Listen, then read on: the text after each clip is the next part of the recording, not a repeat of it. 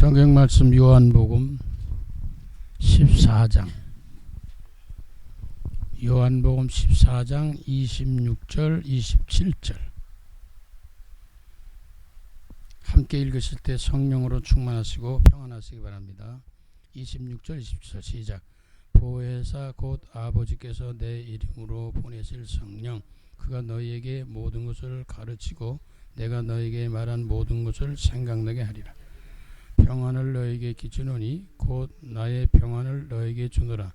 내가 너희에게 주는 것은 세상이 준 것과 같지 아니하리라. 너희는 마음에 근심하지도 말고 두려워하지도 말라. 본문은 보혜사 곧 아버지께서 내 이름으로 보내실 성령 그가 너희에게 모든 것을 가르치고 내가 너희에게 말한 모든 것을 생각나게 하시리라. 하나님이 성령으로 함께 하시면서 우리를 인도하시는 모습인데, 보혜사라고 하는 말은 늘 잘 아시는 것처럼 변호사라는 의미가 있고, 쉽게 말하면 우리를 돕기 위해서, 도와주시기 위해서 오신 변호사와 같은 성령의 역사를 말합니다. 도움이 필요할 때 늘 우리와 함께 하시는, 동행하시는 성령을 믿고 기도하고 인도받는 그런 것이 신앙생활이라고 볼 수 있죠. 아버지께서 내 이름으로 보내실 성령이, 그래서 성령이 하나님의 영이거든요. 성삼위 하나님의 영. 성령이 그가 너에게 모든 것을 가르치고, 그랬어요. 여기서 다 배우는 거예요. 성경 말씀 속에 있지만 그 성경의 말씀 뜻을 깨닫고 발견하고 이러한 것들이 어디서 성령이 우리에게 역사하실 때 우리가 알게 된다는 거예요. 그래서 뭐라 그랬어요? 너에게 말한 모든 것을 생각나게, 아 그랬구나, 그때 그랬구나, 그때는 잘 몰랐는데 이랬구나 저렇게 이렇게 깨달아지는 거거든요. 그게 은혜거든요. 근데 그 성령이 함께하면 어떤 일이냐? 평안을 너에게 끼쳐놓으니, 평안해. 마음이 평안해야 돼요. 마음이 불안하면 사탄이 역사를 합니다. 마음이 평안하다는 말은 하나님의 영 성령이 함께한다는 증거거든요. 다른 말하면 믿음의 사람들은 평안해요.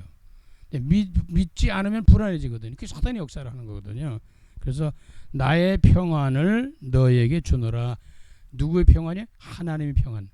세상에 주는 평안이 아니에요. 우리는 세상의 평안을 자꾸 요구를 하는데 뭐 필요하지만 그게 아니고, 오늘 본 말씀 보면 내가 너에게 주는 것은 세상이 주는 것 같지 않다. 돈, 명예, 권세, 지위 등등이 우리에게 평안을 줄 수 있겠죠. 뭐 행복할 수도 있겠죠. 그런데 그게 완전하지 않다는 거예요. 그러면 무엇을 받아야 되냐? 세상이 주는 평안이 아니라 내가 주는 평안은 성령 안에 주는 건데 마음에 근심하지 마라. 그 다음부터 마음의 근심 걱정이 사라지는 거예요. 없는 게 아니고, 근심 걱정이 왜 없겠어요? 왜 힘든 일이 없겠어요? 근데 그 이상하게도 가라앉단 말이지. 그리고 두려운 마음이 있어요. 막 위기감이 오고 막 그러잖아요. 죽을 것 같고 막 그냥 이상한 여러 가지 오는데 그런 걸 필요 없다는 게, 그게 뭐냐? 믿음의 생활이다. 믿음. 그래서 성령이 마시면 우리에게 믿음이 와요. 믿음이 오면 믿으니까, 하나님 믿으니까 평안해질 수밖에 없죠. 그래서 마음에 근심도 하지 말고, 그리고 두려워하지도 말라. 그건 믿음의 생활, 신앙생활하는 것이 가장 평안한 생활입니다. 자, 그러면 나라든 민족이든 개인이든 가정이든 뭐 직장, 사업 모든 건 다 포함해서 거기에 진정한 행복과 평안은 어디 있어요? 우리 마음의 평안을 찾아야 돼요. 마음이 편치 않으면 다 모든 만사가 귀찮아요. 우리 잘 풀리질 않는다는 거죠. 평안은 모든 것에 뭐가 와요? 강건함이 옵니다. 건강해져요. 치유가 되고 회복되고, 와 이거 죽을 것 같아, 이러면 안 되거든요. 난 살아, 치료받아, 나는 승리할 수 있어, 이런 믿음이 와야 평안이 오고, 평안이 오면 강건함이, 힘이 생긴단 말이죠. 그래서 힘이 생길 때 거기엔 모든 회복이 일어나게 됩니다. 그러면 오늘 182장은 제목이 강물같이 흐르는 기쁨이에요. 기쁨이 이때 강물같이 막 흐르는 거예요. 강물은 계속 물이 잠겨가지고 흐르고 있잖아요. 그래서 흐른다는 말은 생명이 약동하고 있다는 거거든요. 그러면 작사자를 먼저 본다면, 작사자는 아일랜드의 선교사 피커슨이라는 분인데 1900년경에 웨슬리 기념 성령운동 집회에서 체험한 성령 충만한 것을 바탕으로 가사를 썼어요. 성령 충만하면 작품이 나와요. 성령 충만하면 하나님 역사를 볼 수 있어요. 그러면 이런 작품들이 나오게 되는 거거든요. 작곡자는 마세라는 분인데 커크가 1900년에 편곡을 했습니다. 자, 그러면 그 찬송가 가사를 한번 살펴볼 텐데 가사가 주는 메시지가 항상 있죠. 물론 직접 가사를 쓰신 분과 저와 또 여러분이 다를 수 있어요. 그러나 아무래도 통하는 게 있겠죠. 성령 안에 있는 사람들은 뭐 성령 하나님의 영이 함께하기 때문에 그러나 그 나름대로 똑같은 메시지를 전달하고 들어도 전하는 자 듣는 자가 다를 수가 있거든요.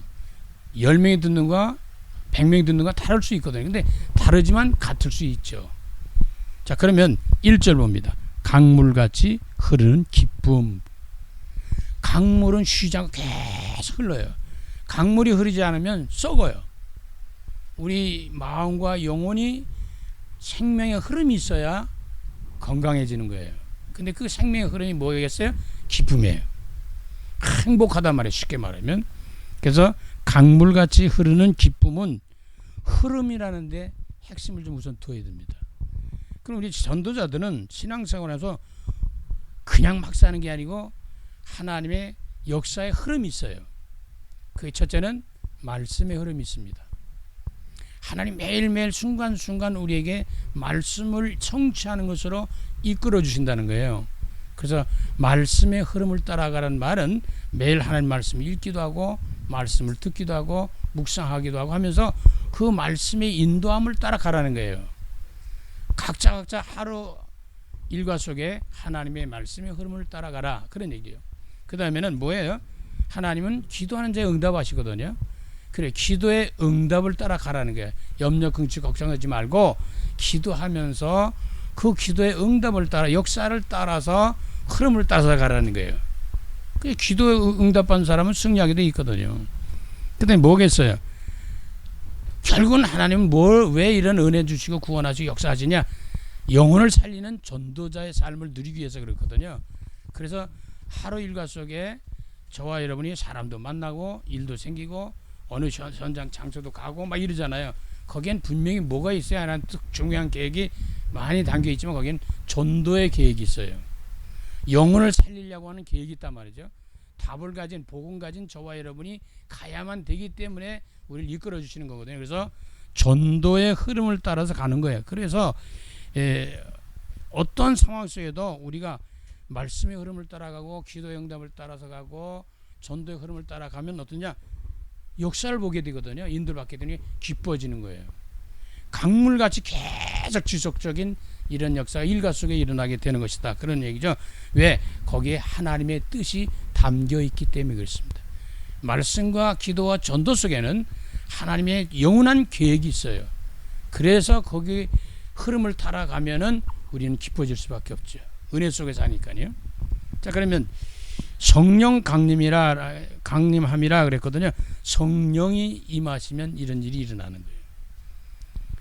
정결한 맘 영원토록 주의 거처 되겠네. 그래, 우리 거룩한 영 성령이 함께함으로 죄 가운데 세상이 멸망받을 수밖에 없는, 심판받을 수밖에 없는 이런 세상에 살지만 그럼에도 불구하고 하나님의 영을 통해서 우리가 거룩하게 성별된 거룩한 삶을, 정결한 삶을 누릴 수 있게 된다는 거죠. 왜? 거기에 주님이 계시기 때문에.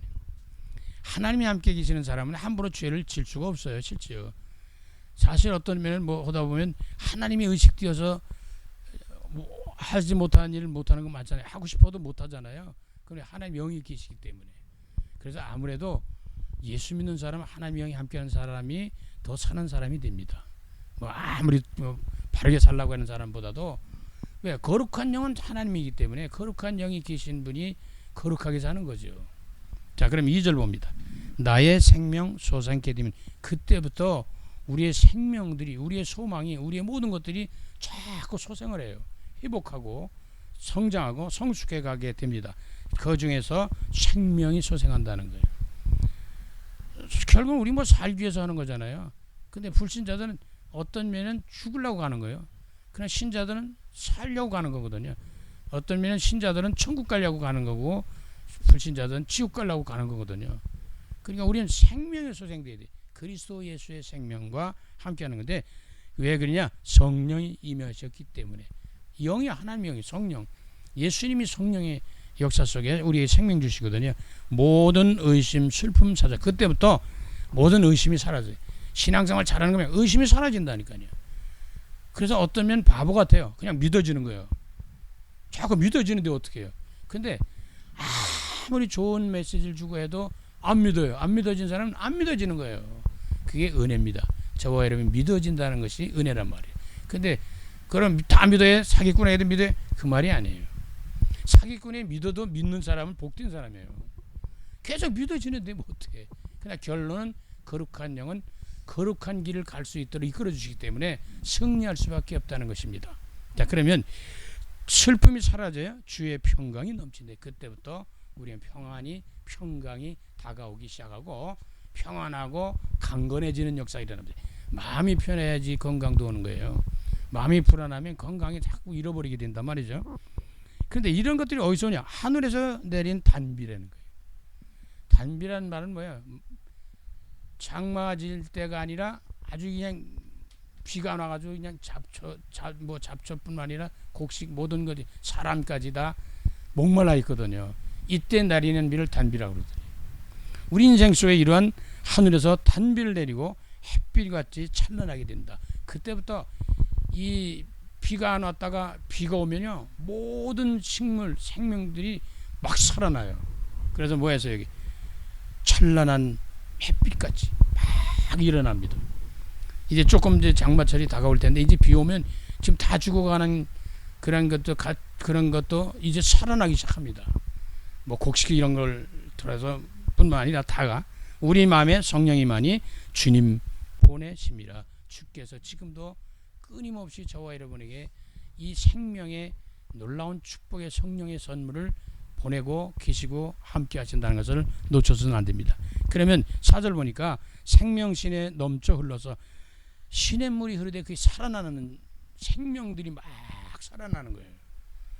뭐 물이 있다고 해서 죽어버리면 아무 소용이 없죠. 이 흐름의 역사가 있기 때문에 아까 말씀드린 대로 말씀과 기도와 전도의 흐름 속에 있는 사람은 생명운동 속에 들어가게 되게 됩니다. 생명신에 넘쳐서 마른 광역 적신, 이제는 메마른 땅, 쩍쩍 갈라진 땅도 자꾸 이제 물이 들어가니까 이제 그 생기를 얻게 되죠. 그래서 의의 열매의 물이고 그때부터 열매가 맺히는데 성도들은 악한 열매 맺는 자들이 아니거든요. 의의 선한 열매를 맺는 사람들이거든요. 다시 복음의 열매, 생명의 열매를 맺는 전도의 열매 맺는 삶을 누릴 수 있다. 그때부터 어느 날 시간이 흘렀더니 열매들이 막 맺혀서 추수할 때가 오는 것이죠. 저와 여러분에게 축복의 응답의 때를 따라서 열매를 거두게 된다 그 말이죠. 그래서 하나님은 이 열매를 거두는 일에 축복을 하시는 거죠. 그래서 추수 때를 기다리고 이게 다 뭐냐? 놀라운 주님의 은혜구나. 아, 주님의 은혜야. 그래서 늘 주님의 은혜를 잊지 않아야 됩니다. 그게 마음에 떠나지 않아야 돼요. 그런데 은혜가 있는 사람이 행복한 사람이고 평안한 사람이고 남을 섬길 수 있고 도울 수도 있어요. 전도자의 삶을 누릴 수도 있겠죠. 그의 얼굴을 뵙겠네.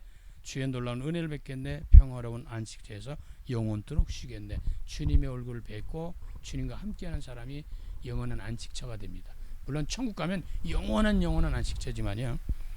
자, 그 후렴을 보니까 주님 주시는 참된 평화. 우리가 세상에서 주는 게 아니라 주님이 주시는 참된 평안이 임하는 축복을 우리가 누릴 자격을 부여받은 사람들이에요. 내 마음속에 넘치네. 나의 마음에 넘쳐야지.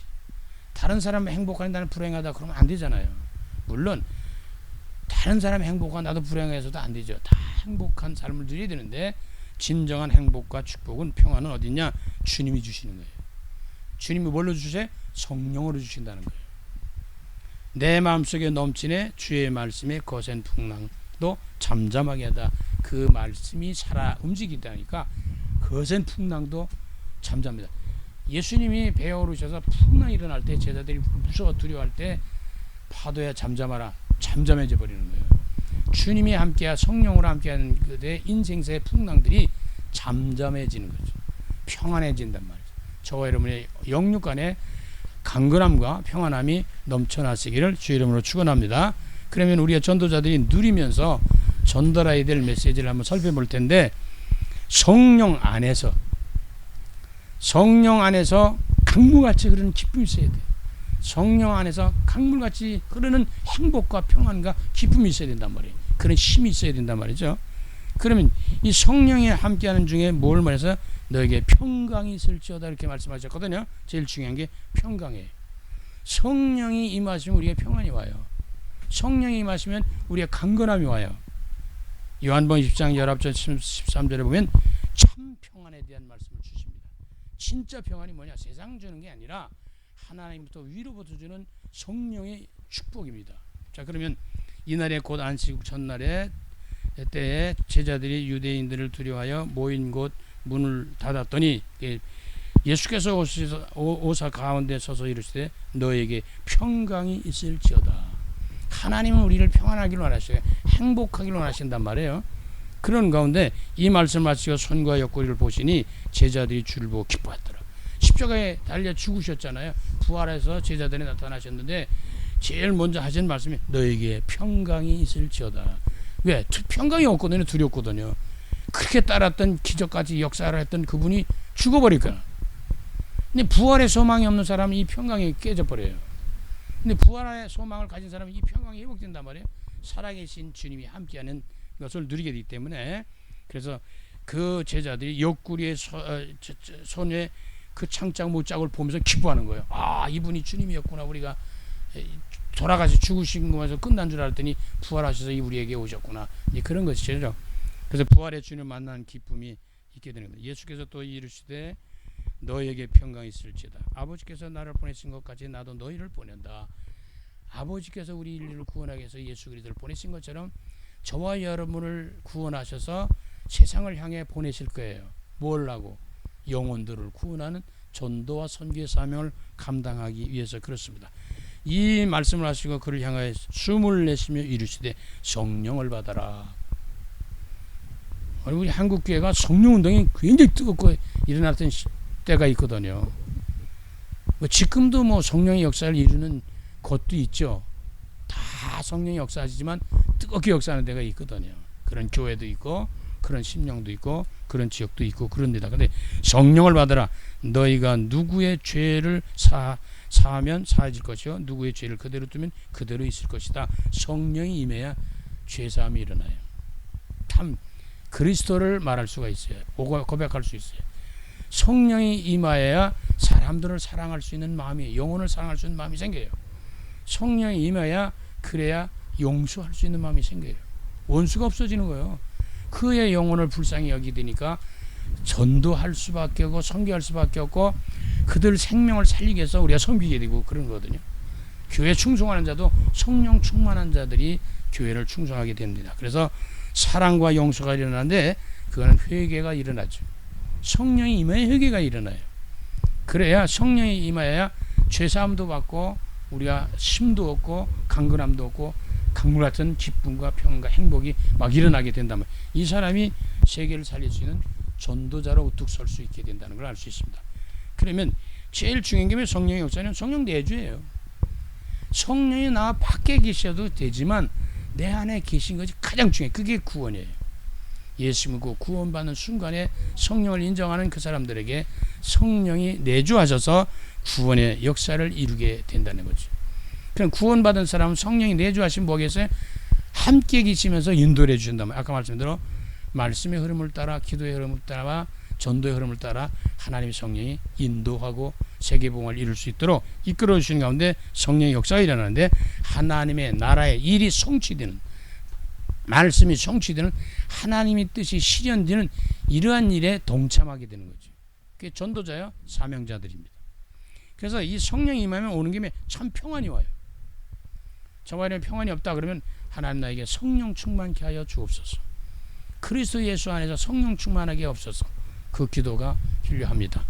그리고 이 성령의 역사 속에서 성령 안에서는 그 성령이 임하면 평강이 오면서 오는 게 뭐겠어요? 기뻐요. 기쁠 수밖에 없죠. 강물같이 흐르는 기쁨이 막 넘치게 되는데 이 기쁨은 뭐냐? 참 기쁨으로 응답이 이루어지기 시작하죠.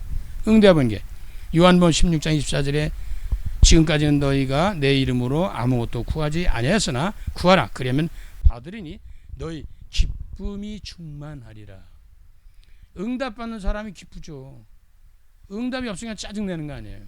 하나님이 계신 거야. 뭐 하나님 계시면 이럴 수가 있어. 이렇게 할 수밖에 없는데 응답을 받으니까 할렐루야 나올 수밖에 없죠. 기쁘고 즐겁고 행복하고 그는 평안해질 수밖에 없어요. 그냥 다른 사람이 볼 땐 미쳤다고 볼 수 있어요. 아니, 세상에 별것도 아무것도 없으면서 저렇게 기뻐하고 즐거운 그냥 좀 미친 것처럼 보일 수 있죠. 아니요.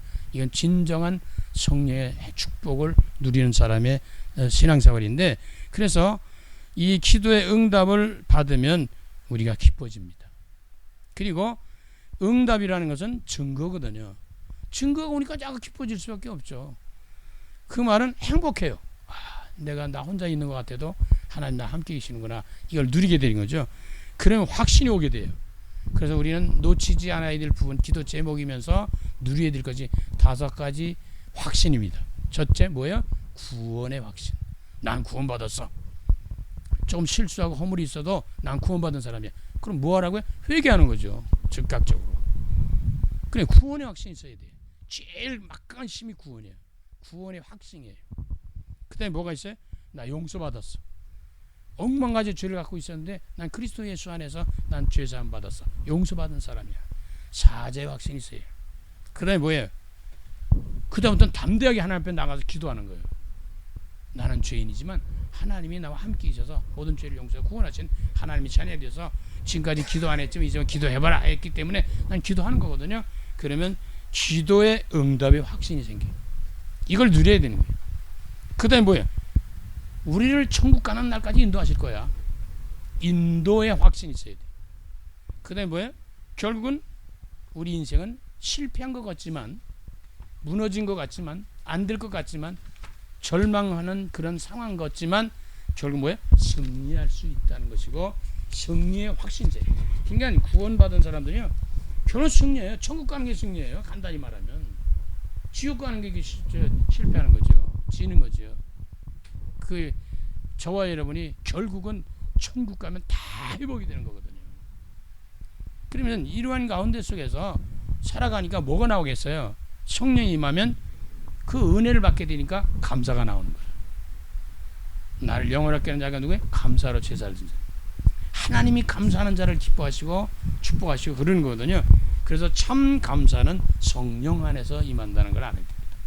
자, 요한복음 1장 13절에 이는 혈통으로나 육정으로나 사람의 뜻으로 나지 아니하고 오직 하나님께로부터 난 자들이다 라는 말은 뭐예요?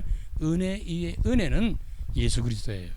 다시 말해서 말씀이 육신이 되어 오신 예수를 만나고 누리고 깨달고 전하고 이런 비밀을 갖고 있는 사람이 은혜 받은 사람이거든요.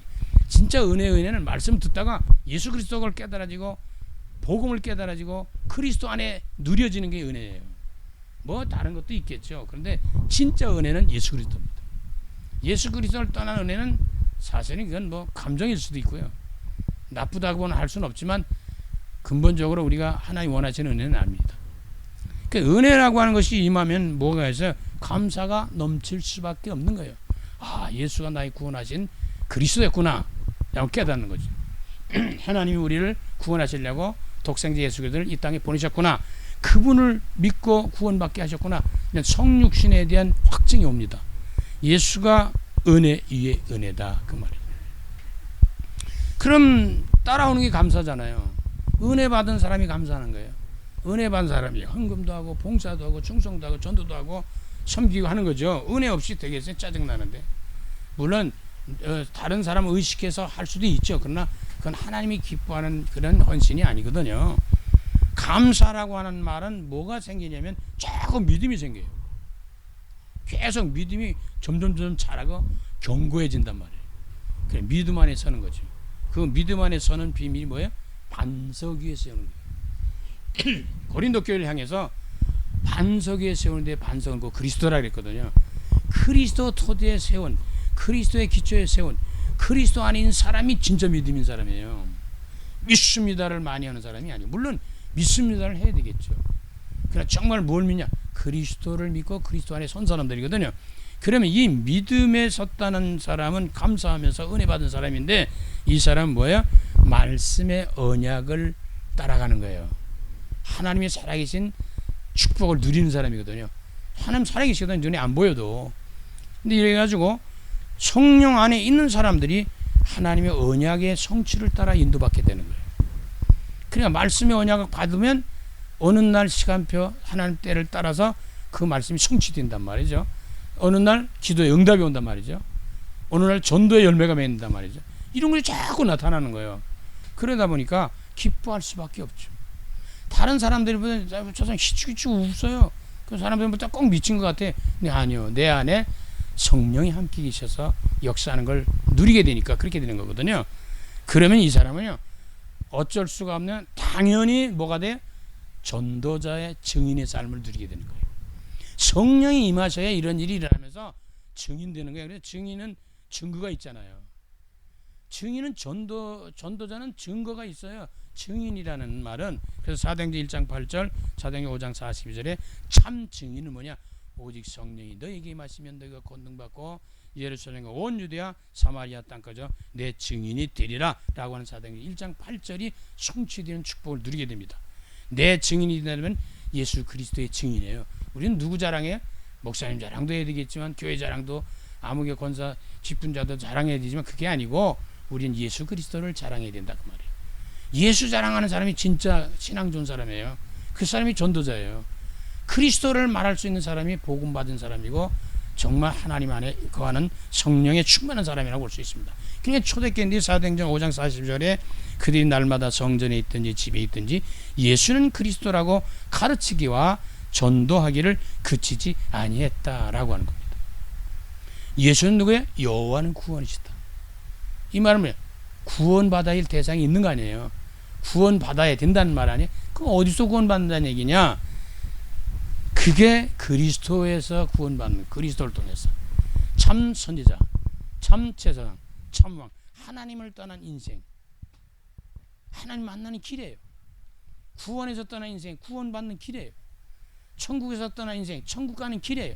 그게 참 선지자이신 그리스도를 누리는 거고 전달하는 그런 내용입니다. 그리고 제사장은 뭐예요? 모든 죄와 저주 사망 권세에서 해하게 하들은 하나님과 관계에서 제사를 제사 드리는데 제사장이 그 집리하거든요. 그 말은 뭐냐? 우리 죄로 말하면 모든 재앙과 저주를 끝내주는 거예요. 그래서 제사를 드림으로 구약에는 짐승 잡아서 제사를 드렸잖아요. 신약에는 예수 그리스도의 제물로 우리는 그리스도의 보혈로 용서받고 구원받고 그러는 거거든요. 그래서 예수는 그리스도로 참 제사장으로 우리 인생의 재앙과 저주 죽음 모든 것을 다 끝냈다. 그래서 요한복음 19장 30절 다 끝냈다, 다 이뤘다 그러잖아요. 그러면 지금도 아직도 주님 오신 날까지 활동하는 자가 있어요. 그게 사탄, 마귀, 귀신, 악령들이에요. 그래서 그것을 꺾고 승리할 수 있는 길이 왕권으로 오신 그리스도예요. 그래서 우리는 구원을 받는데 어디서 구원받아요? 선지자이신 그리스도, 제사장인 그리스도, 왕인 그리스도로 해서 인생의 모든 문제를 완전히 끝내주는 거예요. 그 요한복음 19장 3절의 언약의 말씀입니다. 모든 문제의 끝이 그리스도입니다. 이걸 깨달아야 인생의 멋있는 삶을 누릴 수 있게 되는 겁니다. 이것이 어떻게 되냐? 하나님의 영으로 된다. 성령 안에서 되어진다.